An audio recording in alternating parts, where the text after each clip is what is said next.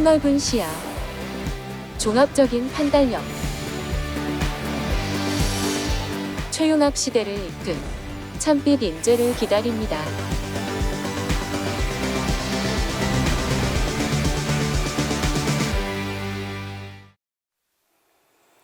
자, 2교시로 넘어와서요. 문제 1번의 제시문을 한번 보겠습니다. 예. 1대1 대응이라고 할 때 1대1 대응이라고 하는 것은 1대1 함수이면서 치역과 공역이 같다. 이런 말 하죠. 뭐 다른 말로 단사 함수라고도 하고 전사 함수라고도 합니다. 이런 말 요즘 잘 쓰진 않는데요. 예. 뭐 그래서 1대1 함수와 1대1 대응은 다릅니다. 예. 그거를 우리가 잘 봐야 되겠죠. 치역과 공역이 같다는 말은 이게 치역이죠. 공역은 y입니다. 일반적으로죠. 예. 이 부분이 공역이죠. 이게 정역이고. 그래서 일반적으로는 이러한데 같다라고 했으니까 이런 경우를 이야기하죠. 예. 그걸 우리가 전사함수라고 보통 이야기합니다. 그 다음에 뭐 y = x에 대한 대칭 이동은 xy 자리를 바꾼다는 것이고, 그 다음에 3번의 극대와 극소의 판정은 그 점 주변에서 뭘 봐야 된다? 부호가 바뀌는 것을 봐야 된다. 그죠? 예. 요거 다시 한번 강조합니다. 자, 1번 문제 한번 보실까요? 자, 함수의 조건이 주어졌습니다. 이 조건이고, 두 번째는 이 조건인데요. 먼저, 어떤 함수, 정의역과 치역을 잘 봐야 되겠죠. F는 A에서 B로의 함수라고 했으니까, 6의 약수는 뭐가 나와 있습니까? 6의 약수는 1, 2, 3, 6이죠. 9 이하의 소수니까 B는 2, 3, 5, 7 이렇게 되겠죠. 그래서 이 집합에서 A 집합에서 B 집합으로 연결을 시켜주면 되는데 이 조건으로 연결을 시켜봐라 라는 거겠죠. 그러면 커야 된다고 했으니까 6보다 7 갈 수밖에 없고 3에서는 5가 갈 수 없고, 그러면 2는 3밖에 없고, 왜냐면 하나씩 가야 되니까요. 이래서 이 경우네요. 이 경우. 예. 자, 그럼 이해했습니다. 첫 번째 줄은 이해했어요. 그럼 두 번째 줄, 함수의 개수를 구하라. 함수의 개수는 하나밖에 없을 것 같네요. 그 다음에 이 값을 구하라고 했는데 인버스 오브 f는 역함수니까 이게 항등함수가 되잖아요. 그러면 인버스 오브 f의 5를 구하라. 이 문제가 되네요. 자, 한번 보시죠. 제가 방금 설명드린 대로 A 집합과 B 집합을 이렇게, 제가 이렇게 그림으로 설명을 드렸죠. A 집합과 B 집합을 해놓고 이 조건을 적용시키면 요 하나밖에 안 되죠. 그 이야기였고, 그래서 하나밖에 없고 함수의 개수는. 그 다음에 이거 계산할 때도 제가 설명드린 부분은 다른 풀이로 설명을 드렸네요. 물론 차근차근 계산하면 되죠. 왜냐하면 함수가 이렇게 가는 함수가 주어졌으니까. 뭐 5의 역함수 관계는 5에서 거꾸로 가면 3이 되겠죠. 예. 그래서 3을 F에다 하면 3은 다시 5로 가겠죠. 이렇게 왔다 갔다 하면 값을 구할 수 있을 겁니다. 두 번째 한번 볼까요? 이번에는 조금 다릅니다. 같거나 크다라고 하는 것을 하고 있는데 이것도 A와 B의 원소 개수가 그렇게 많지 않으니까 조금 살펴보시면 금방 알 수 있을 것 같습니다. 아까 A 집합이 1, 2, 3, 6이었죠. 그 다음에 B 집합이 2, 3, 5, 7이죠. 5, 7. 같거나 크다고 했으니까 이렇게 연결을 해야 되는데 물론 이제 하나만 나오진 않을 겁니다. 함수가. 그러면 가장 이해하기 쉬운 거, 빨리 알 수 있는 것은 뭐냐면 1 같은 경우에는 같거나 크다고 해서 2도 될 수 있고 3, 5, 7 여러 가지로 갈 수 있으니까 움직이기 가장 좁은 걸 한번 생각해요. 6이죠, 6. 6은 7로 갈 수밖에 없죠. 예. 요거는 정해지는 겁니다. 이 조건에 의해서. 그럼 3은요? 3은 자기보다 GOX 이쪽이 대소관계가 크다고 해서 3보다 큰 이 경우 아니면은 이 경우로 가겠죠. 두 가지 경우 생기네요. 그럼 만약에 예를 들어 3이 3으로 갔으면 나머지 1, 2가 2와 5로 가야 되는데 이 경우는 두 가지 경우로 나뉘겠죠. 예. 이거는 뭐 2가 2로 가고 1이 5로 가도 되고 혹은 1이 2로 가고 2가 5로 가도 되겠죠. 예. 그러니까 3이 3으로 가는 하나의 경우에 두 가지가 나왔고 그 다음 3이 5로 가는 경우도 역시 두 가지가 나왔으니까 아마 네 가지가 되지 않느냐는 예상을 할 수 있습니다. 실제 문제 풀이 한번 보시죠. 그죠? 저처럼 이 조건에서 금방 알 수 있는 걸 하나 찾았습니다. 예. 그래서 6에서 7로 가고 그 다음에 3이 그 다음 숫자 3으로 가느냐 5로 가느냐를 나누었죠. 봤죠? 아까 우리 같이 생각했던 거 똑같은 겁니다. 그래서 각각이 두 가지씩이니까 함수가 총 4가지 된다. 이게 함수의 개수가 별로 많지 않으니까, 즉 다시 말해서 이 A, B의 원소가 많지 않으니까 이게 여러 가지를 그려서 이 조건에 맞는 것을 찾아도 좋은 풀입니다. 예.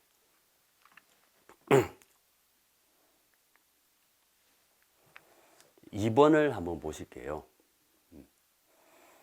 방정식이 2차식이죠. 2차식이 나타나는 도형과 그 도형을 y = x에 대해서 대칭 이동한 도형이 접한다고 했습니다. 대칭 이동했다는 말은 y = x에 대해서 예를 들면 이런 거죠. 예, 이렇게 돼 있을 때 이게 y = x면 이렇게 그려졌으면 이게 이렇게 그려진다는 소리죠. 이게 이 포물선을 대칭 이동시킨 거죠. 예, 이런 경우를 이야기하고 있습니다. 그런데 조건이 접한다고 했습니다. 접한다고. 예. 그럼 어떤 경우에 접하게 될까를 한번 생각해 보셔야 되는데, 접하는 경우는 크게 두 가지가 있어요. 예.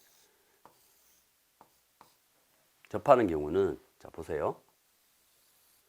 어떤 경우가 있느냐면 실제로 여기다 접해요. 이렇게 접하고. 예, 하나의 포물선 이렇게 접하면 그 다음 포물선은 지금 제가 전부 다 밑으로 하는 이유는 최고차항이 마이너스니까 밑으로 되는 포물선이겠죠. 예, 그러면 이 녀석을 이렇게 접하면 되겠죠. 이런 경우가 하나 생길 겁니다. 예. 자, 요거 풀이에 나올 텐데요. 한번 볼게요. 예, 그러니까 y = x에서 접하는 경우입니다. 예, 보시면 방정식을 나타낸 도형이 y = x에 접하는 경우, 방정식이 나타내는 것이 y = x에 대해서 대칭 이동한 도형은 서로 접한다. 이 도형과 이 도형이 서로 접하는 경우죠. 예. 그래서 y = x와 접하는 경우, 이걸 x라 두고 그러면 2차식이 되니까 이게 접한다고 했으니까 판별식 D를 써가지고 PQ에 관련된 저 조건식을 찾아낼 수 있죠. 예. 생각해 보시면 그렇게 어렵지는 않을 겁니다. 이 다른 풀이는 뭐냐면 이거 말고 또 하는 경우가 있어요. 어떤 경우가 있느냐면 그림으로 한번 설명드려 볼게요.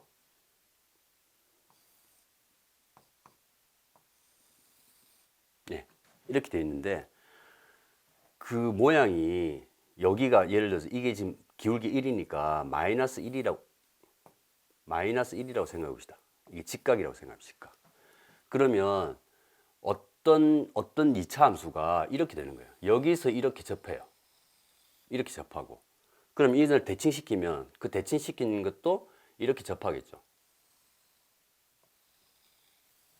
이렇게 접하겠죠. 이런 경우요. 예. 이런 경우. 서로 접하기는 하는데 아까 y = x에서 접하는 게 아니라 y = x 위에서 서로 접하게 되는 경우입니다. 예. 그죠? 그러니까 y = x라고 하는 것과 접하지는 않죠. 이런 경우를 우리가 생각할 수 있습니다. 그러면 이제 접점을 찾아야 되겠죠. 접점은 아까 접했을 때 기울기가 마이너스 1이었으니까 그 조건식을 활용하는 겁니다. 예. 그러면 이제 그 좌표가 나오겠죠. 좌표가 나오면 그 좌표는 당연히 이제 그 식에 성립을 해야 되니까 성립을 해서 대입해서 정리한 것이 이 PQ의 관계식이 나오겠죠. 예. 앞에서 했던 그 풀이하고 이 풀이는 뭐 앞쪽으로 푸셔도 되고 뒤쪽으로 푸셔도 돼요. 케이스는 다르긴 하지만 실제 문제에서 이 두 가지를 다 찾기는 어려우니까 앞에를 찾았던 뒤에를 찾았던 둘 다 정답으로 인정합니다. 두 번째는 간단해요. 왜냐하면 PQ의 관계식을 이미 찾았기 때문에 PQ가 아까 나타낸 식을 이 식이었거든요. 여기에 이제 PQ였는데 PQ 대신에 이제 도형의 방정식으로서 XY를 대입해서 이 식을 찾아낸 겁니다. 그리고 나서 이거는 1번에 찾아낸 것이고요. 그 도형을 y = x에 대해서 대칭 이동한 도형은 뭡니까? 예, 이거죠. XY 역할을 바꾸면 되니까. 예. 그 도형 두 개가 만난다 하면 대칭했으니까 결국 만나면 어디서 만납니까? 그렇죠. y = x에 대해서 만나겠죠. 그래서 이 두 개를 연립하는 것이 아니라 이것과 y = x에 대해서 연립을 해보면 그때 만나는 점이 나온다는 걸 알 수 있습니다. 예. 이 다른 풀이는 아까 말씀드렸던 이런 경우 있죠. 이런 경우. 예. 그 다음에 또 하나는 뭐 이런 경우가 되겠죠. 이런 경우가 되겠죠. 예. 지금 그림을 조금 이상하게 그리는데요. 예. 만나는 점은 여기도 만나고, 예. 아니죠. 여기 만나고 여기 만나야 되니까, 예. 두 개가 될 겁니다. 이것도 1번도 아까 구해낸 식입니다. 예. 어쨌든 이 녀석도 만나도 y = x에 대해서 같이 만나야 될 테니까 이퀄 제로로 두고 풀면 두 개가 성립한다는 그림으로는 이제 우리가 유추할 수 있었죠. 예. 그래서 실제 수식으로 풀면 그 두 개가 된다는 것을 확인할 수 있습니다. 예.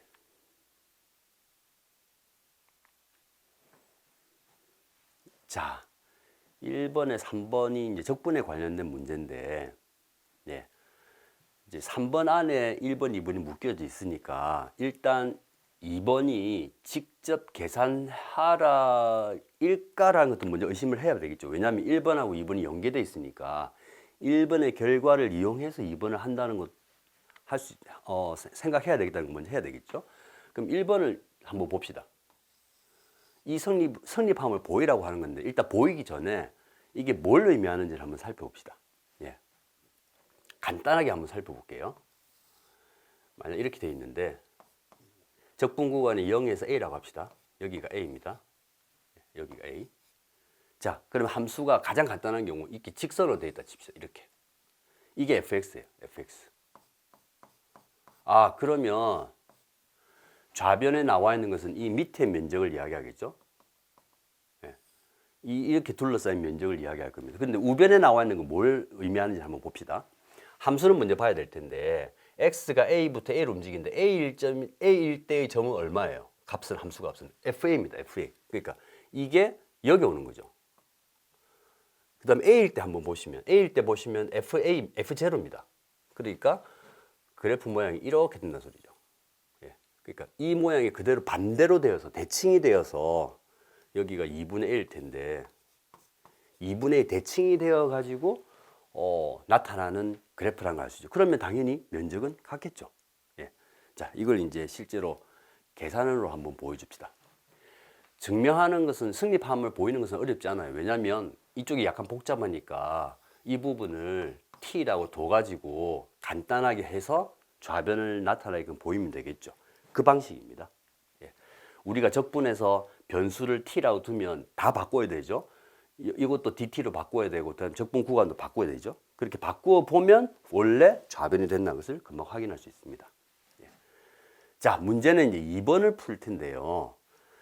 2번은 이게 지금 복잡해 보이니까 이걸 그냥 풀으라는 소리는 아니겠죠. 그러니까 1번을 활용해서 한번 해봅시다. 그러면 이게 fx라고 생각해야 될 것이고, 예. 그 다음에 이게 0이고, 이게 a라는 소리겠죠.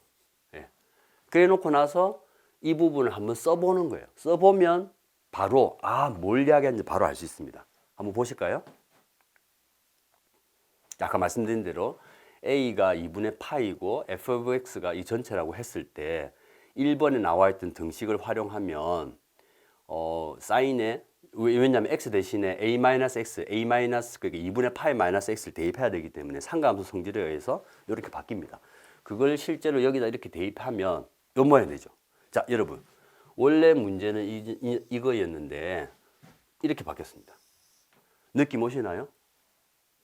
분모는 똑같고 분자만 코사인이 사인으로 바뀌었습니다. 그런데 적분값이 같아요. 그러면 우리가 이걸 만약에 i라 두면 이것도 i가 됩니다. 그러면 i께 두 개 더하면 2i가 되면 뭐가 되죠? 분자를 보시면 이것과 이것을 두 개 더해버리면 분모하고 같아집니다. 그래서 간단하게 날아가는 거죠. 1로 됩니다. 그래서 2파이고 이걸 두 배로 했으니까 나누면 4분의 파이가 되는 것입니다. 그러니까 실제로 계산하라는 소리가 아니고 1번의 그 등식을 이용해서 2번의 적분 문제를 접근해봐라는 거였죠. 예. 이게 여러분 보시기에는 굉장히 특수하다고 생각할 수 있는데 또 어떻게 생각해 보면 삼각함수에 적분할 때 뭐랄까 잘 맞을 수 있겠다라는 느낌이 드시죠. 왜냐하면 삼각함수는 주기성을 가지고 있기 때문에 요게 주기에만 잘 맞아 떨어지면 그렇게 벗어나지 않는 형태로 나타날 것이거든요. 그걸 지금 아까 우리가 풀이에서 볼 수 있습니다. 예. 자, 4번을 한번 보시겠습니다. 예. 함수가 주어졌고,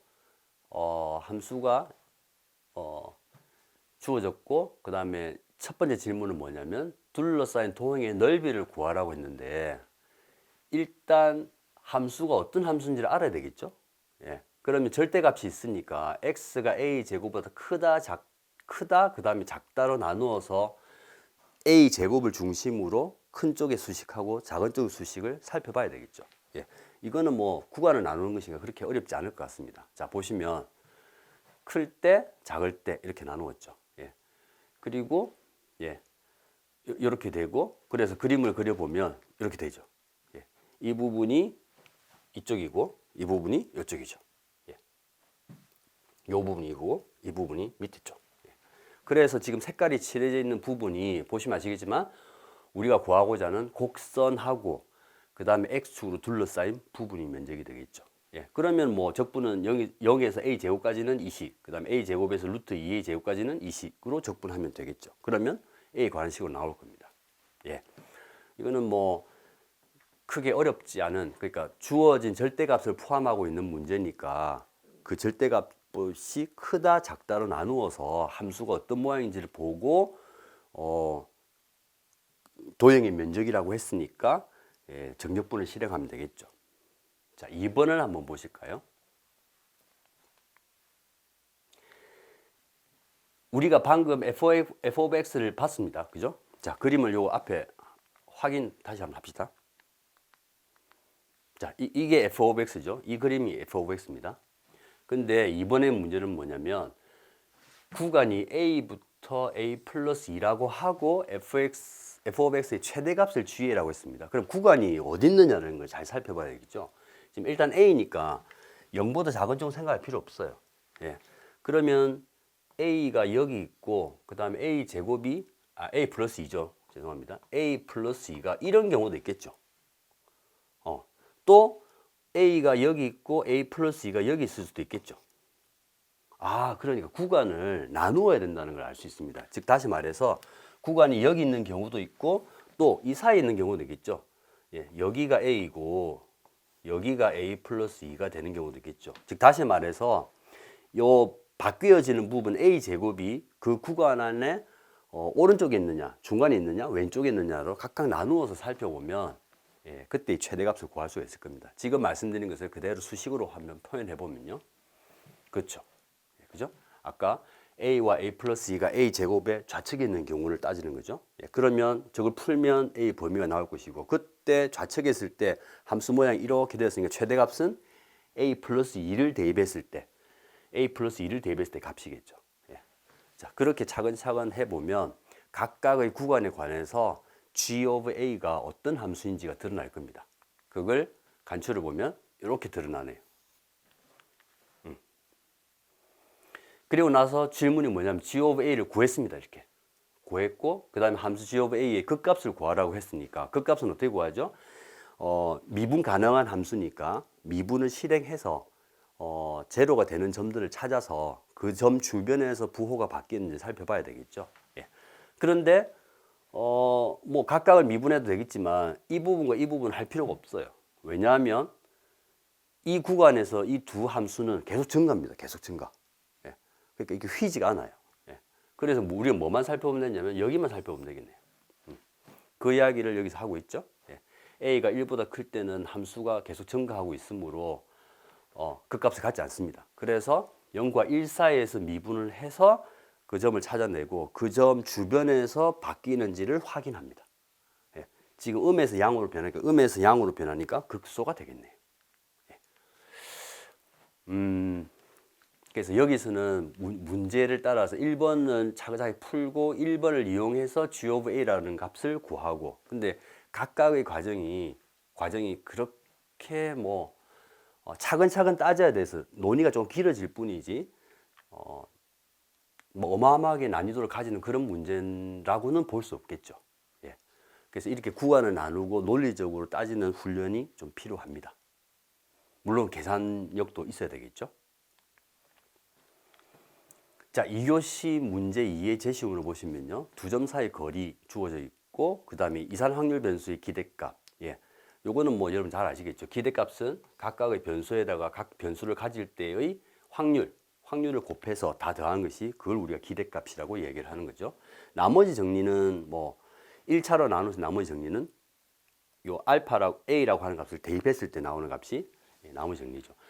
인수정리는 이거 여기죠. 인수정리는 어떤 값을 대입을 했는데 다항식에다 어떤 값을 대입했는데 0이 나왔으면 그 다항식은 x 마이너스 그 만약 알파를 대입했다면 x 마이너스 알파라는 인수를 갖는다. 그게 인수정리고. 예. 인수정리의 나머지 정리의 여기라고 생각할 수 있겠죠. 자, 1번 문제 한번 보시겠습니다. 예. 함수가 주어져 있네요. 예, 로그 함수입니다. 그리고 난 다음에 이 로그 함수가 정의되기 위한 실수. 그러면 로그 함수가 정의된다는 것은 뭐죠? 이 진수와 밑의 관계가 있죠. 어떤 겁니까? 진수가 0보다 커야 되고 또 밑이 0보다 커야 되고 1이 되어서는 안 되죠. 예. 그건 여러분들 잘 알고 계시리라고 생각합니다. 지금 말씀드린 그걸 그대로 적용해 보는 거예요. 그러면 A에 관한 정보가 나올 텐데 그때 요구하는 정수를 구하면 되겠죠. 자, 살펴보시죠. 방금 말씀드린 대로 진수가 0보다 커야 된다고 했으니까 이게 모든 x에 관해 성립을 해야 되니까 판별식이 0보다 작아야 되겠죠. 그래서 A 범위를 구해지고 밑의 조건에서 아까 1보다 커야 되고 0보다 커야 되고 1이 아니라고 했으니까 요런 조건들이 나오겠네요. 따라서 A가 이 구간에서 이게 아니래요. 그럼 남는 것은 0하고 4밖에 없겠죠. 그래서 로그가 성립하기 위한 정의되기 위한 조건, 밑조건과 진수 조건만 잘 알면 풀리는 문제라고 할 수 있습니다. 자, 2번을 보실까요? 예. x가 양에서 정의된 함수가 있는데 로그 함수하고 h of x 함수를 있는데요. 합성해서 역함수를 구하라고 했어요. 예. 이 과정은 그렇게 어렵지 않죠. 합성이라고 하면 이 x 대신에 h of x, 즉 루트 x를 대입하고 거기다가 역함수를 찾으라는 거니까 아마도 로그 함수니까 역함수를 취하면 지수함수가 되겠죠. 예, 여기 지수는 있으니까 아마도 지수 부등식을 풀으라고 하는 거 아니야? 라는 느낌까지 들어옵니다. 지금 우리가 이 생각한 것을 수식으로 한번 확인해 보시죠. 예, 제가 말씀드린 대로 실제로 계산하고 있죠. 대입해 보니까 뭐 여전히 로그 차수가 오히려 떨어뜨려졌죠. 그 다음에 이거 역함수를 구하니까 역함수는 어떻게 합니까? 이걸 y = x라 두고 xy 역할을 바꾸면 되는 거죠. 그래서 역함수는 보시는 바와 같이 지수함수가 나옵니다. 그죠? 예, 잘 맞게 풀고 있는 거죠. 이걸 여기다 대입을 해보니 이런 모양이 됐습니다. 아, 2x승은 이쪽에 나오고 2x승은 분모에 있으니까 이 녀석을 이것을 캐피탈 X, 대문자 X라고 두면 예, 바로 이제 지수 부등식을 2차 부등식으로 바꿀 수 있는 것이죠. 예. 그래서 풀면 물론 이제 이걸 x에 관해서 풀고 x를 다시 스몰 x에 관해서 풀어야 되겠죠. 예, 그 과정은 뭐 여러분들이 충분히 연습이 되어 있을 것 같아서 예, 해보시기 바라고요. 극한값 문제네요. 예. 극한값은 그렇게 쉽지 않습니다. 실제로는. 왜냐하면 극한값은 다양한 모양이 나오거든요. 뭐 아시다시피 뭐 0분의 0꼴, 무한대분의 무한대꼴, 무한대 마이너스 무한대꼴, 뭐 여러 꼴이 있잖아요. 그죠? 근데 각각의 꼴에 관해서 풀 수 있는 방법이 모든 꼴에 관해서 일반적인 방법이 잘 없어요. 예. 자, 이 같은 경우는 보시면 이게 무한대고 이게 무한대고 이게 무한대고 무한대 곱하기 무한대 마이너스 무한대 꼴이죠. 그러니까 이대로는 답을 구할 수 없어요. 그래서 변형을 해야 됩니다. 변형. 근데 여기서 생각할 수 있는 변형이 우리가 여러 가지 변형이 있지만 굉장히 널리 알려진 변형이 뭐냐면 유리화. 그래서 이게 지금 세제곱근이고 세제곱근이니까 이거 지금 이게 되어 있으니까 이런 모양이니까 죄송합니다. 이게 세제곱근입니다. 지금 예, 펜이 너무 센시티브하게 예, 그러니까 이 식을 보면 뭔가를 곱해서 a-b를 만들 수 있지 않을까라고 하는 생각은 자연스럽게 들겠죠. 그걸 적용해 보는 겁니다. 그럼 일단 변형해 놓고 나서 한번 봅시다. 이거죠. 제가 말씀드린 게. 예. 이거죠. 자, 요걸 적용하면 3승이 되겠죠? 예, 이게 될 겁니다. 예. 그래서 저기다 적용하니까 이런 모양이 나왔습니다. 요거는 뭐 유리화니까 별로 이 아이디어만 들면 이 식을 찾는 것은 어렵지 않을 것 같고요. 그리고 나서 이제 식이 변형돼서 다시 한번 살펴봐야죠. 바뀌었습니다. 뭐가 바뀌었냐면 아까는 무한대 마이너스 무한대 이런 꼴이었는데 지금은 그냥 무한대 분의 무한대 꼴이에요. 그죠? 무한대분의 무한대꼴 같은 경우는 차수를 잘 봐야 되겠죠. 보통 우리가 분모의 최고 차수로 나눈다라고 이야기하지 않습니까? 차수를 보니까 여기 3분의 1승, 3분의 1승이고 여기 1승이니까 더하면 3분의 4. 여기도 2에다가 3분의 2승에 곱하면 3분의 4. 이것도 3분의 2에다가 여기도 3분의 2니까 곱하면 3분의 4. 그러니까 3분의 4네요. 그래서 양변을 n의 3분의 4승으로 나눕니다. 그럼 자연스럽게 이런 모양을 유도할 수 있겠죠. 나누는 이유는 이 부분들 전부 다 0으로 보낼 수 있어서 그렇죠. 예, 이런 부분들을. 그래서 나머지 부분들만 살펴보면 될 것 같습니다. 예, 여기 1이고 여기 1, 1이 있으니까 곱해서 1이고 여기 1이니까 3, 1. 그래서 3분의 1이 되겠습니다. 예, 변형을 하기 위해서 유리화를 해야 되겠다라는 생각만 하시면 구할 수 있는 문제가 아닐까 싶습니다. 자, 보시죠. 예, 기대값, 이산확률 변수에 관련된 문제인데요. 일단 문제를 이해해야 되겠죠. 자, 읽어볼게요. 자연수 n에 대해서 x 플러스 y 이퀄 n이다. 그림이 이렇네요. 예. 이런 모양이죠. 예. 그죠? 여기가 n이고 여기가 n입니다. 예. 기울기는 마이너스 1. 예. 그리고 나서 xy의 x좌표, y좌표 모두 정수인 점이니까 우리가 보통 이런 걸 뭐라고 격자점이라고 하죠. 예, 격자점. 예, 만약 여기가 1이고 1이면 이런 점, 그 다음에 이런 점, 이런 점, 이런 점, 이런 점, 이런 점도 있죠. 이런 식으로. 예. 근데 이 직선 위에서 있는 점이니까 하나하나 살펴보시면 만약 예를 들어서 이게 1이다 칩시다. 그러면 n 이퀄 1일 때 여기 n 이퀄 1일 때 치면 그때 점은 몇 개 있느냐면 하나, 두 개가 생기겠죠. 그 다음에 2일 때 하면 가운데 하나 생기니까 3개가 되겠죠. 그러면 n일 때는 그때 점이 몇 개 생기겠습니까? 그렇습니다. n 플러스 하나가 생기겠죠. 예. 1사분면에서 이야기입니다. 1사분면에서. 그래서 an에서 임의로 택한 한 점, an이 바로 이 위에 있는 격자점 위에 있는 개수입니다. 그죠? 예. 이런 점들이 전부 다 an의 원소가 되는 거죠. 몇 개? n 플러스 1개라는 것도 우리가 생각해냈습니다. 그래서 이 녀석이 임의로 택한다. n 플러스 1개 중에서 임의로 택하니까 하나를 택할 확률은요. n 플러스 1분의 1. 예. 그리고 이제 확률 분수는 뭐로 잡느냐면 그 점과 원점 사이 거리의 제곱으로 잡는다고 했으니까 뭐 가까이 점을 잡아서 좌표를 잡아서 거리를 해보면 되겠죠. 자, 그러면 문제를 한번 대충은 우리 이제 읽어보고 이해를 했으니까 뭐 보시면요. 풀이 실제 한번 볼게요. AN을 잡아봅시다.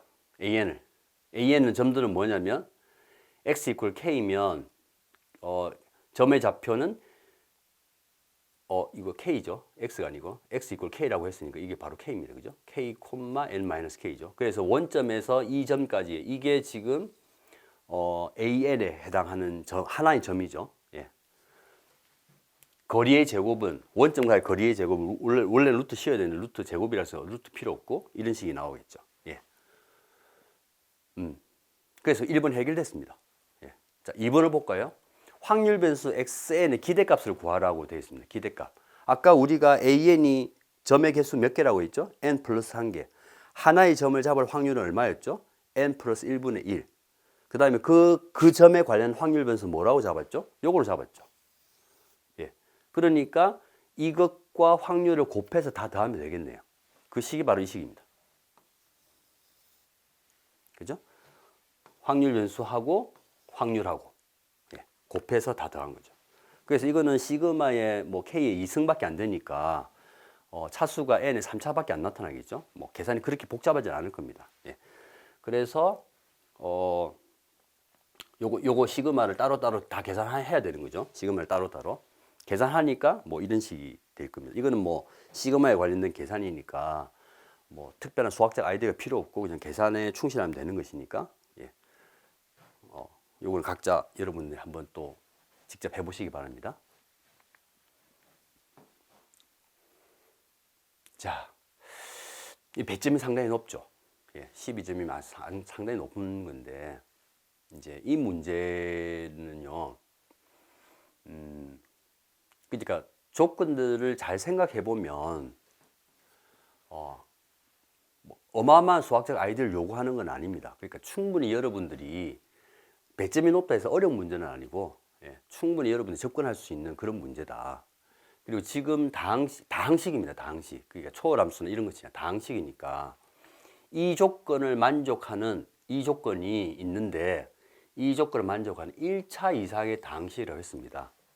물론 처음에는 황당하죠. 1차, 2차니까 뭐 100차일 수도 있고 99차일 수도 있고 예. 다항식을 구하라고 했으니까 결정하려면 차수를 알아야 되겠죠. 예. 그래서 차수를 두 개 비교를 해보는 겁니다. 여기에 좌변과 우변이 전부 다 다항식이니까 자 우변을 보세요. 우변을 보시면 여기가 3차고 fx를 몰라요. 그러면 뭐 예를 들어서 이걸 4차라고 해볼까요? 4차? 4차? 그러면 성립할지 한번 살펴보는 겁니다. 그럼 이게 4차면 우변은 4차인데 좌변은 뭐가 되나요? 미분을 하면 차수가 하나 떨어지니까 3차죠. 3차. 이게 3차고 이게 3차고 여기도 3차예요. 이 끝나는 게 아니라 여기도 1차가 총 몇 차가 되죠? 7차가 됩니다. 7차. 그 말은 절대 4차일 리는 없다는 소리죠. 그러면 이걸 일반화 시켜가지고 n일 때 n이 3보다 크냐 적느냐 나눌 수 있을 텐데 그때 이쪽은 2n-n-1이 2배의 더하기니까 2n-1차가 되겠죠. 이게 두 개가 같아지는 걸 찾아보면 되겠네요. 예, 그러면 우리가 생각해야 되는 다항식 f of x가 굉장히 좁혀질 겁니다. 방금 말씀드린 것을 한번 풀이로 보시죠. 예, n의 차수를 n차라고 했을 때 방금 제가 말씀드린 대로 좌변과 우변의 차수를 비교를 했어요.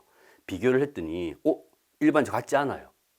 예, 이게 물론 같을 수 있는데 이걸 이퀄리티로 놓고 보면 얼마입니까? n은 1일 때 같아지죠. 1일 때 같아지죠. 예. 그러니까 3차 이상이 되면 이게 같지가 않아요. 차이가 벌어지니까. 그래서 우리는 3차 이상의 다항식이 아니라고 하는 것은 확립할 수 있어요.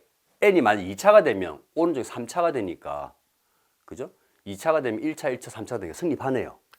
그래서 f of x는 1차 아니면 2차일 것이다 라고 하는 것을 알아낼 수 있죠. 예, 이거는 그 좌변과 우변의 차수만 비교하는 것이니까 이거는 뭐 누구도 생각할 수 있는 거겠죠. 그래서 이제 한 가지 두 가지 나누는. 첫 번째, AX를 1차로 두고 이 이후는 별로 어려운 거 없습니다. 두고 대입해가지고 AB가 개수를 비교해서 지금 구하는 게 PQ 값 또는 PQ의 관계식이라고 했으니까 대입해서 비교해가지고 PQ의 관계식을 찾아내기만 하면 되는 거죠. 예. 대입과 비교만 하면 되는 겁니다. 예. 그냥 계산이죠. 그래서 비교를 해보면 이런 것들이 나옵니다. 예. 이것이 나오고 그 다음에 A가 뭐 0이 아니고 그 다음에 아니므로 A가 1이다. 예. A가 왜 아니죠? 왜냐면 1차 이상이 1차일 경우를 생각해보면 A는 0이 아니겠죠. 예. 그래서 PQ는 저렇게 구해지고 F of X가 딱 떨어지네요. 예. 두 번째 2차인 경우는 살펴봐야죠.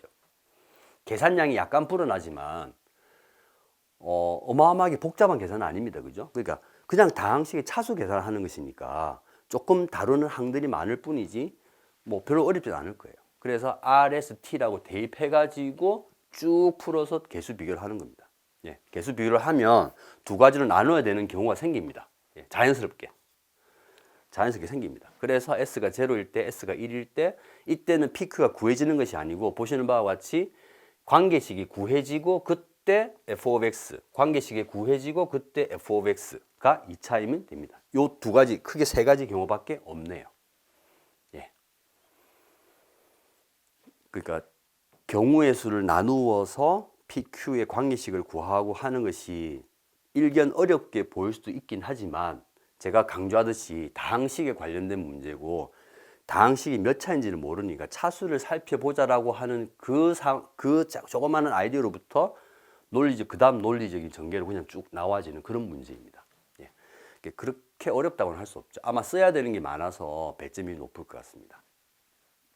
2번 보시죠. 2번은 1에서 잘 구했으면 우리가 구행식 구했잖아요. 예, 구했잖아요. 이렇게 구했잖아요. 예. 그죠? 여기다 적용하면 되는 겁니다. 적용만 하면 되는 거죠. 자, p 이퀄 0일 때 p 이퀄 0는 이건 아니겠죠? 이건 아니고 이 경우만 살펴보면 되네요. 예. 그래서 풀이를 한번 보시면요. p 이퀄 0일 때 p가 0가 되면 q를 결정한 준다는 소리네요. p가 0면 요렇게 이게 앞에 1번의 결과입니다. 그래서 p를 0로 하면 그때 q가 구해지고 이게 두 가지가 나오네요. 오케이.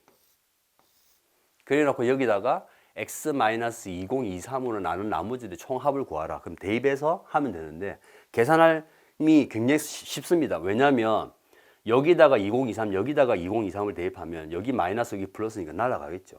여기도 마찬가지예요. 여기도 마찬가지예요. 대입하면 날아가겠죠. 따라서 남는 것은 이 두 가지만 계산하면 됩니다. 2023, 2023 더해서 4046. 예. 자, 지금까지 2023학년도에 광운대학교 논술 문제를 1교시, 2교시 전부 다 아마 해설을 해드렸습니다. 뭐 제가 설명하는 것보다는 여러분들이 그 문제들을 시간을 내셔서 자기 머리로 생각해 보시고 자기 손으로 한번 기술해서 예시 답안과 얼마나 떨어지는지 얼마나 가까운지를 꼭 한번 해보셔야 됩니다. 자, 그러면 마지막으로 우리 논술고사를 어떻게 대비할 것인가에 관해서 조금 이야기를 나눠보도록 하겠습니다. 논술고사는요, 일단 계산력이 굉장히 필요합니다. 왜냐하면 우리가 계산을 해 나갈 때 그 단계가 있을 텐데 첫 번째 단계부터 만약에 계산이 틀려버리면 아무리 논리적으로 맞아도 틀린 계산들을 계속 하게 되잖아요. 제가 이 채점하면서 이런 경우가 굉장히 안타까운데요. 조금만 계산력을 올리시면 아까 방금 드렸던 그런 상황들이 발생하지 않으니까 이거 정말 중요합니다. 그죠? 가장 기본이고 수학 문제를 풀 때. 표현력이라고 하는 것은 뭐냐면 무엇을 전달하고 무엇을 적어야 할지를 모르는 학생들도 가끔 있는 것 같아요. 그래서 마구잡이를 막 쓰고 논리 정연함이 좀 떨어지는 사람들이 좀 있습니다. 그러니까 그게 오히려 본인한테는 역효과가 날 수 있죠. 예. 그러니까 핵심이 잘 드러나도록 그 문제를 푸는데 그 지엽적인 부분을 빼고 핵심적인 것들만 잘 이렇게 표현하는 것도 아주 중요합니다. 그런 걸 우리가 보면 아주 명료하게 보이죠. 세 번째 논증력은 그 문제를 풀기 위해서 거쳐야 되는 반드시 봐야 되는 단계들이 있습니다. 예, 그걸 생략해서는 안 되겠죠. 예, 그 논증력을 이제 보는 것이죠. 예, 뭐 예를 들면 귀류법으로 증명을 한다 이렇게 하면 귀류법이 뭔지를 알려면 귀류법은 뭐예요? 처음에 주장이 무엇인지를 보고 그걸 부정하는 거죠. 그 다음에 모순을 이끌어내잖아요. 그 모순을 이끌어내는 과정이 굉장히 논리적이어야 됩니다. 예, 그래서 모순을 이끌어내고 그래서 귀류법에 의해서 그 모순이 나온 경우를 뒤집으려면 처음 뭐가 잘못됐다? 예, 가정이 잘못됐다. 이렇게 해서 되는 거야. 그게 꼭 보여야 되는 과정들이 있겠죠. 예, 이 부분은 제가 꼭 말씀드리고 싶은데요. 논술하고 수능에, 그러니까 수리 논술을 잘한다, 수능을 잘 친다가 똑같다고 생각하시는데 아닙니다.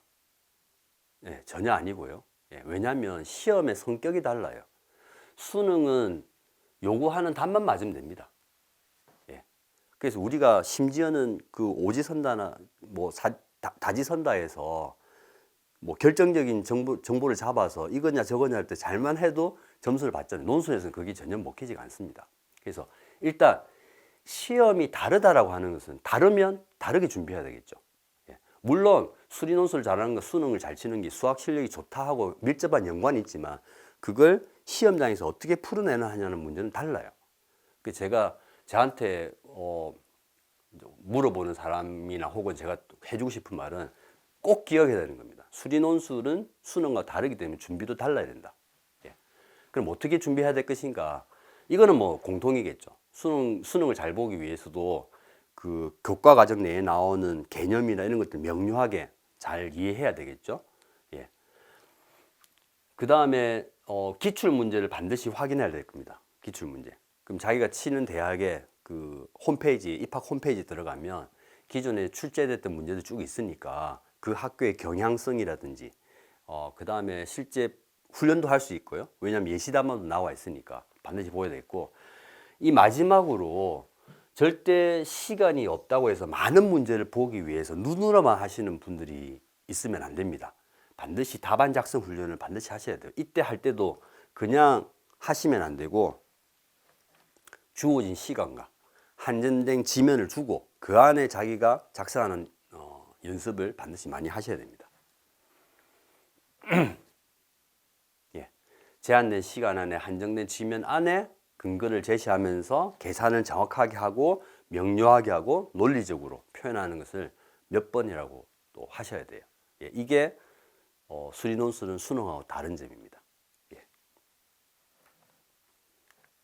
자, 이렇게 해서 저희 광운대학교의 논술 우수자 전형도 설명을 드렸고, 그 다음에 2023년도에 자연계열 논술 문제를 여러분과 같이 전부 문제를 한번 해설해 보았습니다. 그리고 마지막으로 논술고사를 어떻게 대비해야 될 것인가, 뭐 간략하지만 수능과 다른 시험이라는 건, 시험이 다르면 다르게 준비해야 된다는 점부터 시작해서 어떻게 작성해야 될지도 말씀을 드렸는데요. 기출문제도 꼭 봐야 된다 등등 있었죠. 예. 그래서 오늘 이야기는 그 세 가지를 다 마치면서 또 여러분들의 건강과 그 다음에 또 지치지 않고 무너지지 않는 마음을 가지고 수능 준비, 그 다음에 대입시, 대학 입시 준비하셨으면 좋겠습니다. 오늘 여기까지입니다. 감사합니다. 광운대학교가 수험생 여러분을 응원하겠습니다.